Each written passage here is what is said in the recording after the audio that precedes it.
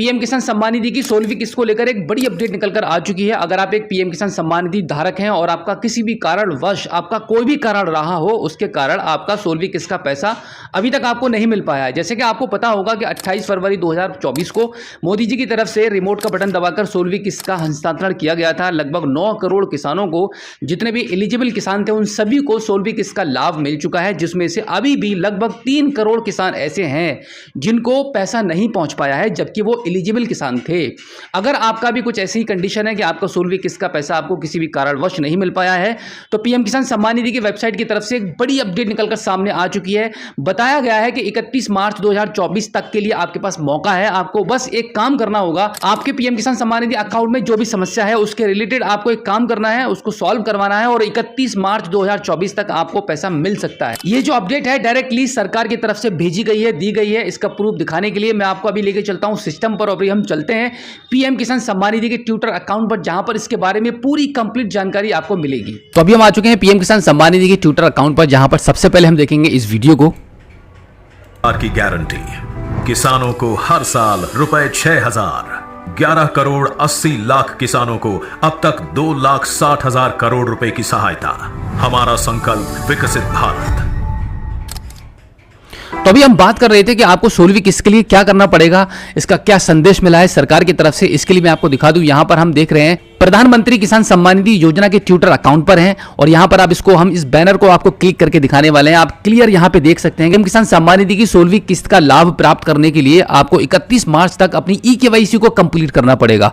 अगर आपके अकाउंट पर ई-केवाईसी की समस्या है, जिसके कारण आपके पीएम किसान सम्मान निधि के अकाउंट में आपको हमेशा FT प्रोसीड नो ही दिखाई देता है। तो सबसे पहले हम बात करते हैं आपकी 3 बड़ी समस्याओं के बारे में कि अगर आपके पीएम किसान सम्मान निधि अकाउंट में लैंड सीडिंग नो है तो आपको क्या करना पड़ेगा और कहां पे जाना पड़ेगा। 31 मार्च 2024 से पहले पहले आपको ये काम को निपटाना होगा। लैंड सीडिंग को यस कराने के लिए, यानी कि आपके जो खेत के दस्तावेज हैं उनको आपके पीएम किसान सम्मान निधि के अकाउंट में दर्ज कराने के लिए आपको जाना पड़ेगा आपकी तहसील में। वहां पर आपके पीएम किसान सम्मान निधि के विभाग में संपर्क करेंगे और आपकी फर्द को या आपके खतौनी को प्रोवाइड कराएंगे, तो यहाँ पे आपका जो काम है वो यस हो जाएगा। आगे हम बात करते हैं कि ई-केवाईसी के बारे में, जो गवर्नमेंट की तरफ से सबसे ज्यादा जोर दिया जा रहा है। कुछ ऐसे भी पीएम किसान सम्मान निधि धारक हैं जिनकी तादाद लाखों में है, जिनका ई-केवाईसी आज तक कंप्लीट नहीं हो पाया है, जिसकी वजह से उनको 16वीं किस्त का पैसा नहीं मिला है। तो ई-केवाईसी को यस करने के लिए आपको क्या करना पड़ेगा, आप खुद भी कर सकते हैं वेबसाइट पर जाकर, या फिर आप किसी भी नजदीकी CSC सेंटर पर जाकर फिंगर लगाकर OTP डालकर अपना ई-केवाईसी को कंप्लीट करा सकते हैं। अब लास्ट में आखिरी हमारा जो काम बचता है वो बचता है आधार बैंक अकाउंट सीडिंग। अगर आपका आधार बैंक अकाउंट सीडिंग भी नहीं है या यस है, या फिर आपको समझ नहीं आ रहा है कि भाई आपको क्या करना चाहिए, तो उसके लिए आपको क्या करना पड़ेगा, आधार बैंक अकाउंट सीडिंग को यस करने के लिए आपको फटाफट जाना पड़ेगा आपको India post payment bank account में। वहां पर आपको आपके नजदीकी किसी भी डाकखाने में जाकर आपको आपका अकाउंट को ओपन कराना है। तो फटाफट आपका क्या होगा, 31 मार्च 2024 को डेफिनेटली आपको 16वीं किस्त का पैसा आपका जो रुका हुआ है वो आपके खाते में डाल दिया जाएगा। सरकार का भी बिल्कुल यही कहना है कि आपको आपके ये 3 काम बहुत ज्यादा मैंडेटरी होते हैं जो आपको करने होते हैं। यहाँ पे क्लियर लिखा हुआ है, पीएम किसान सम्मान निधि योजना का लाभ लेने हेतु पूरे करें ये 3 काम। तो जितने भी पीएम किसान सम्मान निधि धारक ऐसे हैं जिनका 16वीं किस्त का पैसा उनको अभी तक नहीं मिल पाया है, इनमें से कोई भी काम अगर आपका पेंडिंग है, जो कि सरकार की तरफ से आपको बार बार बताया जा रहा है कि आपको ये काम करके देना होगा, जब तक कि ये 3 काम आपके कंप्लीट नहीं होंगे, ई-केवाईसी, भू सत्यापन और आपका आधार लिंक, जो सबसे ज्यादा मैंडेटरी है। ई-केवाईसी करेंगे तो गवर्नमेंट को ये पता चलता है कि आप अलाइव हैं और अपनी खेतीबाड़ी कर रहे हैं और एक जेन्युइन अकाउंट में आपका पैसा भेजा जाएगा। तो ये ई-केवाईसी का मतलब ये हो गया। भू सत्यापन का मतलब है कि भाई जमीन आपके नाम ही है, कहीं कोई धोखाधड़ी से आपने किसी से नहीं ली हुई है।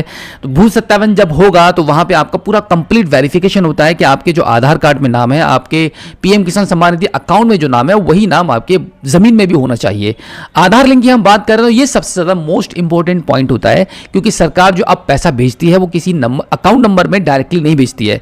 आधार लिंक के माध्यम से पैसा भेजा जाता है DBD के थ्रू, जिससे यह साबित होता है कि सरकार जो पैसा भेज रही है वो उपभोक्ता को, जिसके खाते में पैसा डाला जा रहा है, उसको पूरा और कंप्लीट पैसा मिल रहा है। जितना सरकार भेजना चाहती है अपनी जनता को उतना उसका पूरा पैसा मिल रहा है। तो आधार लिंक के माध्यम से एक बहुत ही बेस्ट तरीका है सरकार के थ्रू पैसा भेजने का।